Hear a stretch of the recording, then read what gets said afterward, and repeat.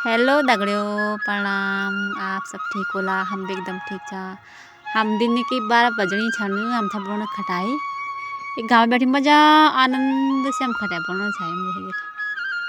ये छन ये छन माल्टा संतरा छन। यहाँ खटाई हम बनाने हम गाँव में आनंद लेना छम खटाई की। ये देख यार, ये भुजी भी चमकाना, धने भी चाहिए हरी काटना। इच्चू पहाड़ों को आनंद देखा। गाँव में बैठे खटाई खाना छा। तुम लोगों भी खान दगड़ियों तो ए जावा पहाड़ घूमना कहीं खटाई खाना मजा ले। ये चमना चीनी, ये लूण च, ये मिर्च च, ये चमकाना देखा मिक्सा खाना ना।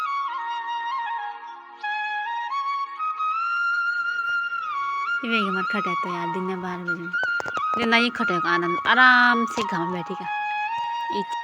ठीक है दगड़ियों, धन्यवाद। तब है।